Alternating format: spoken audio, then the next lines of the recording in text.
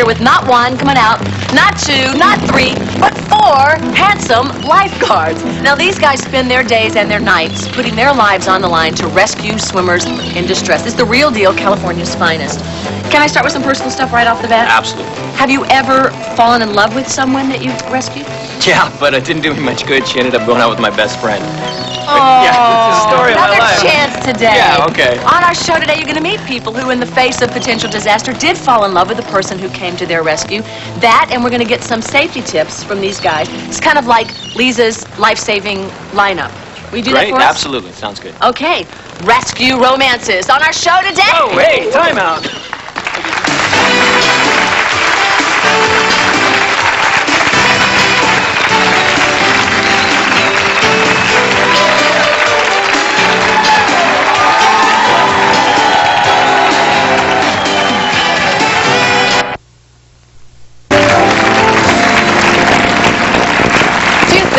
Can be worse than fearing that you might lose the one you love.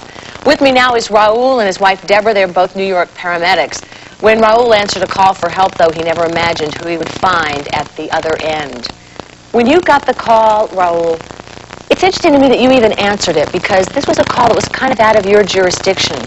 Yes. What told you that you had to respond? Well, we're a tactical paramedic unit, which means we can respond anywhere, basically around the borough we work. But this was just across the river, so it was really nothing, you know, for us. It was just like a 3-minute ETA.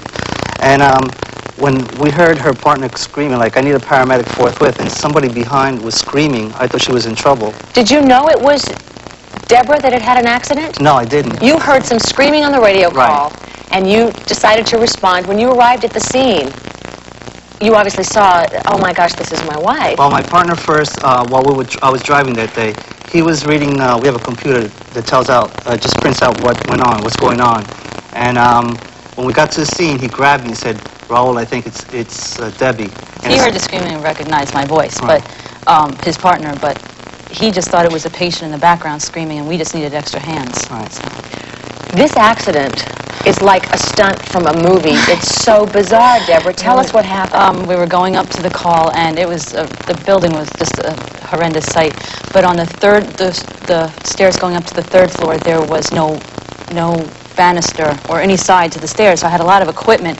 I'd gotten up to the top. My partner was already in treating the patient, and I don't know what happened. I had a lot of equipment. The stairs were bad, and the next thing I knew, I was off the stairs and I was dangling by my coat on a nail, and I was thinking, oh my God, you know. So I tried to claw for the stairs, and I couldn't remember that till the next day when I looked, and I saw I had wood underneath my fingers. So I was like, how the heck did I get wood underneath my fingers? I was like, oh my God, this is what happened. And I looked down, I said, okay, this is not going to be too bad. I'm just going to fall to the next floor. But I didn't. I fell all the way through, and I couldn't believe it. The next thing I know, I'm down in the lobby, and I was like screaming my head off. My biggest fear originally was like there was fly paper hanging. I was afraid I was going to get it in my hair. Oh, yeah, that's what I'd have been thinking, Deborah.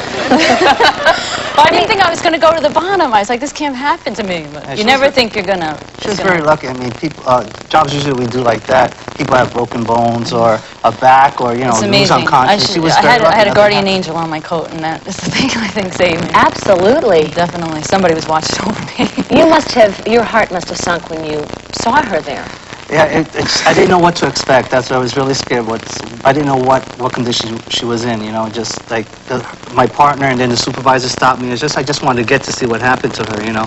Like it was, you know, like it's called tachycardia. My heart was beating really fast and starting to sweat. And just when I saw her, I saw that she was talking. He said, she was just saying, is Raul here, Raul here? I said, yeah, I'm here. And I heard her talking, and I knew everything was kind of, you know, at least she was alive. I was doing my own medical exam on myself while I was lying on checking your vital stats. Yeah, I was checking my pulse. I was making sure I could move my fingers and my feet. I was like, okay, I don't think I'm paralyzed. I don't feel any tingling or anything. Oh my gosh, going right into action. Overtrained. Yeah. Now, you two have a daughter. Is it worth it? Did you think for a minute that maybe you should give this up for... No. Oh, I couldn't wait to go back. Yeah. I was out for 5 weeks, and everybody said, you should have stayed out. She should stay at home, you know, because she was still telling me, oh, my muscles hurt, my back, my shoulder. I was like, I'll hurt at work then. I was arguing with her I'm there having fun. And it made your love stronger. Yeah. Yeah, well, I fell from. Oh! You're going to meet next a man and a woman who were just good friends in the beginning until a near-tragic car wreck made them face death and then life together. We'll be right back. More rescue romance.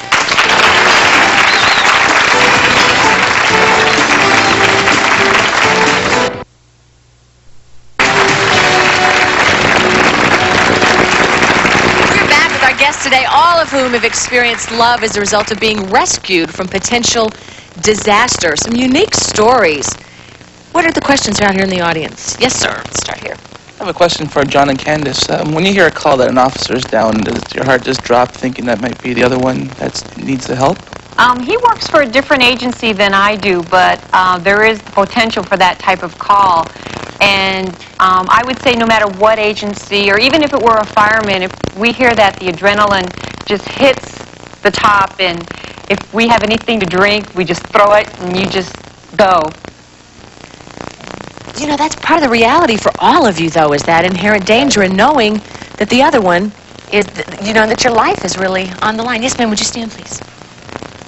My question is to Kylie and LEEZA. I was wondering how much after the accident did both of you get married? And what 7 months afterwards. Yeah, 7 months. We were together for the 6 weeks that we were doing physical therapy, and got really close then. Really, but remember now, they worked together for 3 years prior to the accident, so. I also have a question for LEEZA and Kylie. Are you godmother and godfather to this new baby, and is there any follow-up relationship that you're having with the child? No, I don't know if we could get in touch with her again. I suppose we could, but since they didn't speak English and it would probably be hard, we'd have to find an interpreter. And we just haven't. I'm curious to how the baby's doing now. I really am. But I'm sure it must be with all of you that you do sort of connect with all of the calls that you go out on, and it must be hard not to extend yourself and get involved in their lives. Well, after you drop them off in the emergency room and you do all the advanced life support, then you just hand them off to the hospital, and it's kind of rough because once you restock and do stuff, you're out on another job, and just it gets call after call. There's certain calls, though, that you connect with and you make sure that they're okay, and I've even gone and checked like a month later to find out, especially with kids, you know. Yeah, that's my problem. I don't want to retire doing this job. It takes a bigger toll on me than I thought it would when I first got into it. You get numb towards patients' feelings. And, or not towards patients' feelings, but people's feelings, and you don't feel the hurt that they do. Just because you can't emotionally, you can't put yourself out to every patient. Yeah, you either get too involved or you end up keeping your distance and keeping that wall up so you don't get that way. And it's difficult. Kind of like emergency room doctors, you just kind of go into your routine and do what is demanded. Working in the same field, does it affect your married life?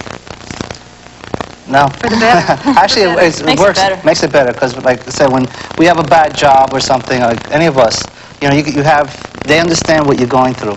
You know, it's not like, well, she's vice president of a corporation, and that's how, you know, I just had a baby shower or something. She's like, well, so, you know, I just had a deal that went down. You know, it's. Yeah. We have new stories to tell every day. Yeah.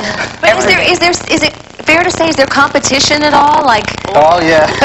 Between us two, yeah. Sometimes. There's a good job that comes down. We're both still racing. Yeah. Oh, really? Well, I mean, I could top that. Guess what I did today, honey? That's John. I have a question for LEEZA and Kylie. What was it like the first time you got into an ambulance after the accident? That was really scary for me being in the back, because I felt like I needed to watch up at the front. Like I could do anything about it if I were, you know, if I saw it coming this time. But it was just really made me nervous. And then every time we went through that same intersection, Kylie would say, hang on. The first day that we went back, we saw, had to have been 10 garbage trucks that morning. And we went through the same intersection. We actually saw a garbage truck run a red light in front of us. So it just brought everything back. Yeah, I have a question for the first couple. What was it that made you fall in love during the accident? I mean, I'd say it wasn't during the accident. We had dated for a short time, and I myself never wanted to be married to a police officer. So ladies, I would say never. When you least expect it, they'll show up. And he's a wonderful husband, so I'm glad that he was persistent and that the accident actually happened. Okay, all the way over here. What motivated you to go into this profession to start with? I know it couldn't be the money. That's not the money. That's right. It's you. For me, it was kind of a side thing. I was interested in the first aid aspect of it. I knew a person that was an EMT, and I knew some firemen. I'd go visit them at the station, and they'd go off on calls. And I sat there thinking, gosh, I want to go. I want to go see what's going on. And so I took an EMT class, and then from there I got a job, and then you kind of get addicted. You get addicted to that adrenaline. I guess that's what they say. It's a control thing, though, too. You always have control over things, and in like a world that's so out of control, you're the one there that's going to save the day. And it just drives you to... Can you stay? I could use you with this show. Everybody, remember we talked about those, you met those 4 lifeguards at the top of the show? You know you want me to bring them back. They're standing by.